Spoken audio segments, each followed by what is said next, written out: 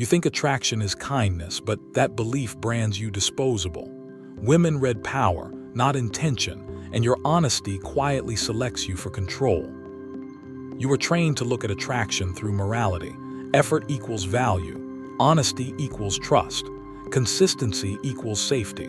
This lens was never neutral. It was installed because it keeps you predictable, compliant, and easy to read.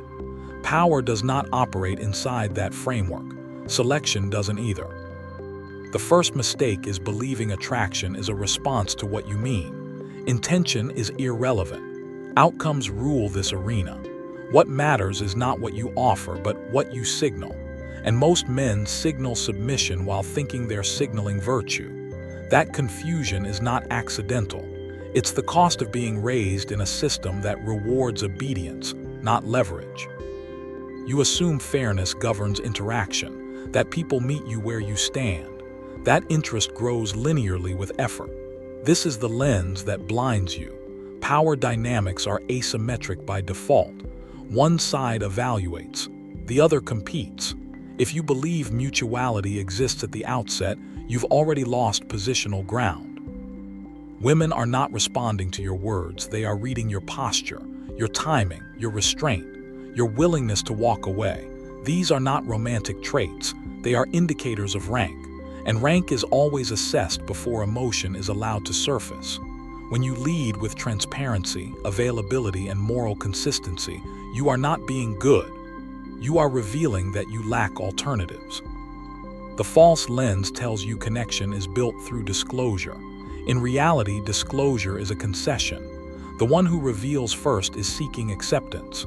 The one who withholds is evaluating. This is not cruelty. It is structure. Every hierarchy functions this way. The tragedy is that you were taught to reverse it.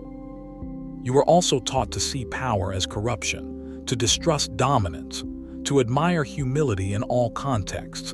That moral framing works in institutions. It fails in mating dynamics. Humility without leverage reads as low status. Kindness without boundaries reads as need. Loyalty without proof of scarcity reads as fear of loss. This chapter is not about blaming women. That's another weak lens. Blame externalizes responsibility and preserves ignorance. The correct move is colder. Recognize the rules as they are, not as you were told they should be. Power dynamics are amoral. They don't reward fairness. They reward accuracy. Your current lens forces you to misinterpret feedback.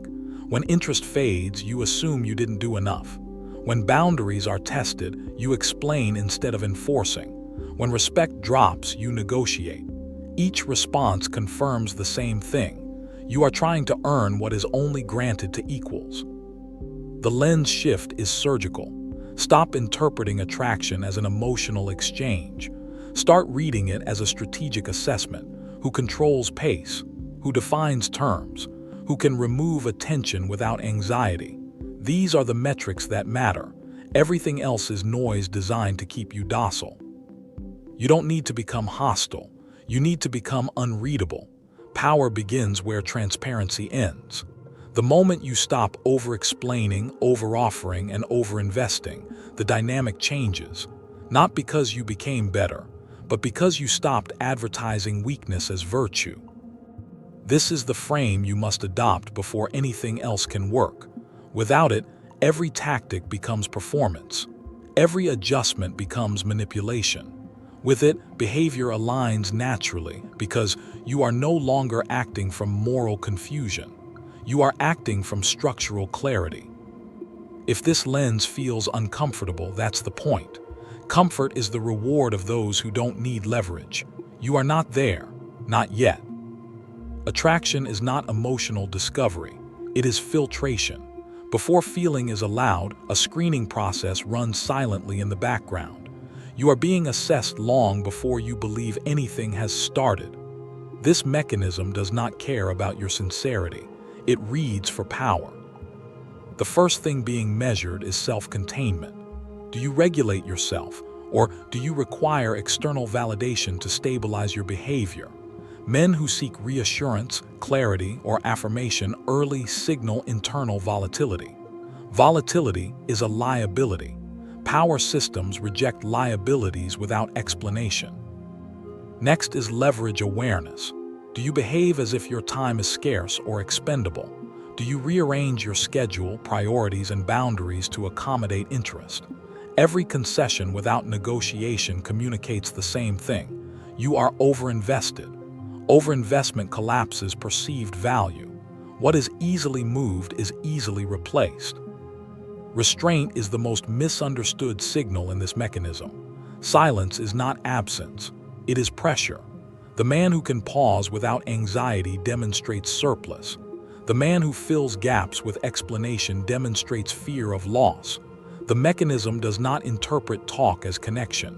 It interprets it as containment failure. Your reactions are watched more closely than your actions. When challenged, do you justify or enforce? When misunderstood, do you clarify or withdraw? Explanation is an appeal. Enforcement is a declaration. One seeks permission. The other assumes authority. The mechanism distinguishes instantly. There is also a test of replaceability. This is not done consciously, but it is felt. Do you behave as if being chosen is rare? Or do you move as if selection is an expected outcome? Neediness is not emotional, it is positional. It reveals you are competing from below. Most men believe kindness is a signal of strength. It is. Kindness is neutral until backed by the ability to remove access. Without consequence, kindness is compliance. The mechanism does not reward softness, it rewards optionality. If your absence would destabilize you more than it would be noticed, you fail the test. The final reading is risk tolerance. Can you walk away without bitterness? Can you withhold investment without resentment? Men who posture toughness while clinging internally are exposed quickly. Power requires emotional insulation, not indifference, control. This mechanism is ancient. It evolved to filter for men who could survive loss, hold territory, and operate under pressure. Your feelings about fairness do not override it. Your intentions do not modify it. It runs regardless of your awareness. Once you understand this, confusion disappears. You stop asking why effort didn't work. You stop believing mixed signals are accidents. You stop assuming clarity will save you. The mechanism already decided before the conversation reached that point. You are not punished for ignorance. You are simply bypassed. The shift is not to act dominant. Acting is detectable. The shift is to restructure your behavior so power signals emerge naturally. That comes later. First, you must accept that attraction is not earned through goodness. It is granted through position. Without this understanding, every move you make will be misaligned. You will keep trying to be chosen instead of positioning yourself as choosable, and the mechanism will continue doing what it was designed to do, filter you out silently. Most men don't fail randomly. They fail predictably.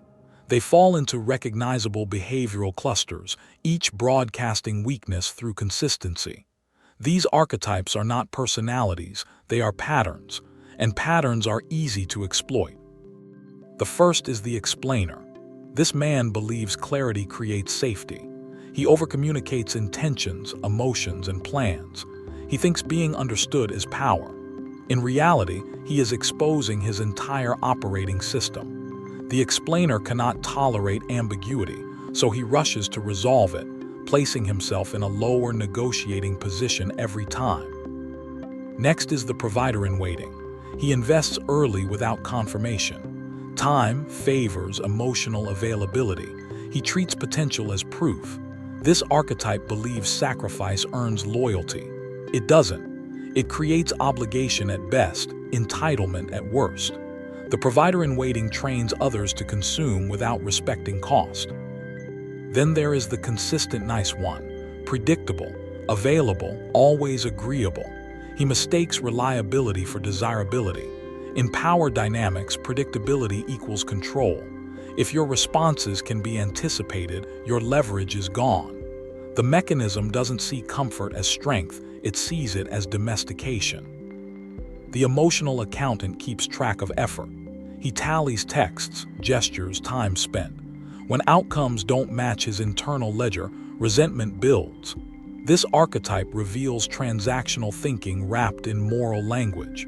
The mechanism detects this immediately. It reads as insecurity disguised as fairness. Another common pattern is the boundary negotiator.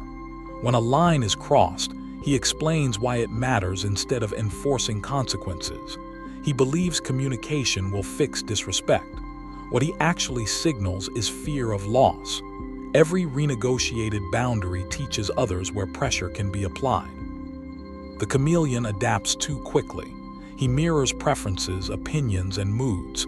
He thinks alignment creates attraction. It doesn't. It erases identity. Without friction, there is no polarity. Without polarity, there is no tension.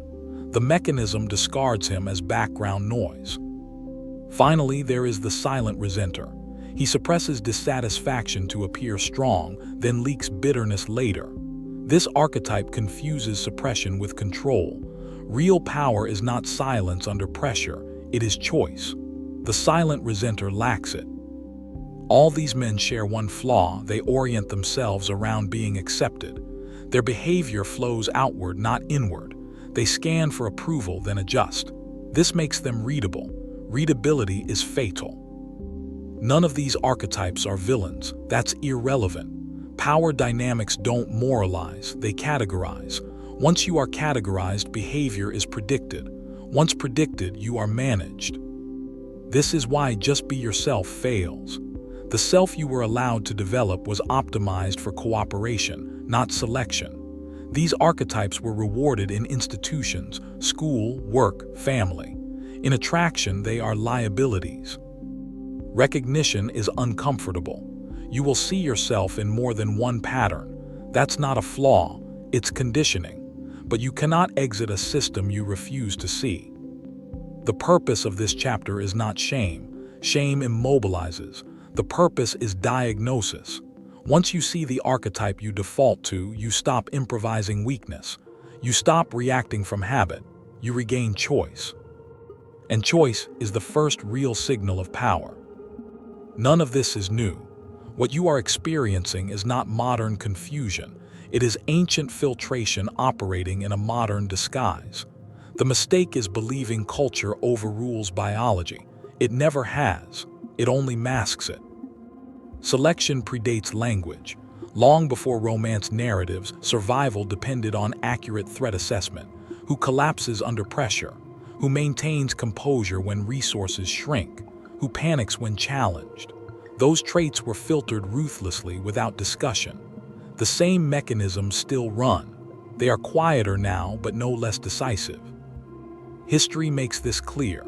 Power was never attracted to virtue alone. Courts, empires, and bloodlines were shaped by men who understood leverage, timing, and restraint. The men who moralized without force were advisors at best, expendable when conditions shifted. Those who confused loyalty with safety were removed first. In every hierarchy, access flows upward. Those at the top do not chase approval, they regulate it. This is not cruelty, it is efficiency. When you chase attention, you invert the hierarchy. You place yourself below the chooser and signal dependency. Dependency invites control. Human nature has not softened. Only consequences have been delayed. In tribal environments, weak signaling led to immediate exclusion. In modern settings, it leads to slow erosion, loss of respect, diminished attraction, subtle sidelining. You are not rejected loudly. You are deprioritized quietly. Female selection evolved to minimize risk. Not emotional risk, existential risk. Choosing poorly once could mean extinction. That pressure shaped a sensitivity to cues men overlook. Hesitation, overexposure, emotional leakage, reactive behavior. These are not judged consciously. They are registered instinctively. Men often believe explanation will override instinct. It won't. Instinct predates reason. You can't negotiate with it. You can only align with it or be filtered out by it. This is why examples repeat across cultures. The man who speaks last is feared. The man who controls access is respected. The man who can leave is desired. These patterns survived because they worked. They are not opinions, they are outcomes. Modern narratives try to neutralize this truth. They call it outdated, unfair, or toxic. Those labels are irrelevant. Selection does not care about your ideology. It only cares about signals, and signals never lie for long. This chapter deepens the threat intentionally. If you believe this is situational, you will treat it casually. It is. Every interaction is a micro-selection event. Every response either compounds leverage or leaks it. You are not being punished. You are being measured. And measurement never stops. Once you understand the mechanism, behavior must change, not cosmetically but structurally. This is not about tricks. It is about removing the signals that mark you as manageable. Power is not added. Weakness is subtracted. The first recalibration is pace control. Stop matching energy. Stop responding on instinct. Time is not neutral, it is a weapon. The one who moves slower forces the other to reveal intent. Urgency is a confession. When you rush to reply, clarify, or advance, you announce that the outcome matters more to you than your position. Next is boundary enforcement without explanation. This is where most men collapse. They feel compelled to justify limits to appear fair. Fairness is irrelevant. Boundaries exist to protect leverage, not feelings. When a line is crossed, respond with action, not dialogue. Silence, withdrawal, or removal of access communicates authority more cleanly than any speech. Third is emotional containment. This does not mean suppression. It means regulation. Your internal state should not swing based on external validation. Praise should not inflate you. Distance should not destabilize you. Emotional independence is read as dominance because it signals surplus. You are not dependent on the outcome. Investment must become conditional. Attention, time, and energy are deployed in response to behavior, not potential. You stop rewarding interest with escalation. You reward consistency with consistency. This reverses the evaluation frame. You are no longer auditioning. You are observing. Another critical shift is outcome indifference. This is misunderstood as apathy. It is not. It is commitment to self-position over approval. When you can lose without scrambling to recover, you become dangerous to manipulate. The system cannot pressure what does not cling. Speech must also type, say less, mean more, avoid emotional exposition, avoid future promises, avoid verbal reassurance. Let actions create the narrative. Words are cheap. Overuse signals insecurity. Finally, accept friction. Resistance is not a failure state. It is a sorting mechanism. Men who fold at the first sign of tension are signaling fragility. Calm firmness under resistance signals hierarchy. You do not need to win every exchange. You need to remain unmoved. This recalibration feels unnatural because it violates your conditioning. You were trained to smooth, explain, and accommodate. Those instincts must be dismantled, not partially, completely. You will lose access during this phase. That is unavoidable. Some connections only exist because you were weak enough to sustain them. Their disappearance is not loss. It is clearance. Strategic recalibration is not about becoming cruel. It is about becoming precise. Power is clean. It wastes nothing, especially not energy on those who test limits without consequence. This is the transition point. Behavior changes first. Identity follows. The final barrier is not strategy. It is attachment. You are still carrying an identity built for approval, even as you adopt behaviors designed for leverage. That contradiction will expose you. The old self must be dismantled completely. Your previous identity was shaped by reward systems that favored compliance. Be agreeable, be understood, be chosen. That identity survives by external validation. It needs feedback to function. In power dynamics, that need is a liability. As long as you require affirmation, you can be controlled. Identity death is not symbolic. It is behavioral starvation. You stop feeding the traits that once kept you safe. You no longer perform transparency to relieve tension. You no longer explain to restore harmony. You no longer overinvest to secure attachment. Each of these was a coping mechanism, not a virtue. The old identity will resist. It will rationalize. It will call the shift inauthentic, cold, or lonely. That voice is not moral intuition. It is dependency panicking. When leverage replaces validation, the nervous system rebels. That discomfort is proof you are cutting correctly. A new operating identity must take its place, one built on sovereignty. Sovereignty means your internal state is not outsourced.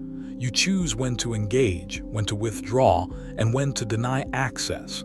You are no longer managed by anticipation of reaction. This identity does not seek dominance. It assumes autonomy. It does not threaten. It does not chase. It occupies space without apology. Others adjust around it because they must, not because they were convinced. You will notice a shift in how you are treated. Less testing, more caution, more respect without warmth. That is the trade. Warmth is offered to those who can be steered. Respect is reserved for those who cannot. Some will disappear. They were attached to your weakness, not you. Others will attempt to provoke the old self back into place. Do not negotiate with ghosts. The moment you re-enter explanation, the old hierarchy reasserts itself. This chapter is the point of no return. You cannot selectively apply this identity. It must be consistent or it will fail. Power does not tolerate part-time sovereignty. Once the old identity dies, you stop asking how to be perceived. You start deciding what is permitted. That is the final inversion. You are no longer trying to be chosen. You are choosing who gets access to you. Understand this clearly. Nothing you've heard is optional. Power dynamics do not negotiate with your comfort. They do not pause for adjustment periods. They do not reward partial compliance. You either adapt fully or remain exposed. Most men will not cross this threshold, not because they can't, but because they won't. The cost is too high. It requires abandoning the hope that fairness will save them. It requires accepting that respect is not granted to those who explain themselves. It requires walking without assurance. The unselected man always waits for permission. He waits for signals. He waits for clarity. He waits for reassurance that his restraint will be appreciated. While he waits, he is categorized. And once categorized, the role rarely changes. This is the final filter, not intelligence, not effort, not morality, willingness to stand without external validation. Men who cannot do this remain useful but never prioritized. They are consulted, comforted, and consumed. They are not chosen. Do not mistake attention for leverage. Attention is cheap. Access is not. If your presence is easily obtained, your absence has no weight. The system only respects what it risks losing. This is where most retreat. They soften their posture. They reintroduce explanation. They reach for familiarity. And in doing so, they signal exactly what the system was testing for: fragility under pressure. The warning is simple: you will be tested again. Not once, repeatedly, by different people, in different contexts. Power is never granted permanently. It is maintained through consistency. If you revert, you will not be punished. You will simply be repositioned, quietly, efficiently, without malice. This content was not designed to motivate you. Motivation fades. This was designed to corner you into clarity. There is no middle ground left once you see the structure. Remain readable, and you will be managed. Become sovereign, and you will be respected. The system does not care which path you choose. It only responds. If this unsettled you, that's because it landed. Don't rush to react, sit with it. Subscribe if you want the rest of the doctrine. Like the video so it stays visible. Comment only if you understand the cost.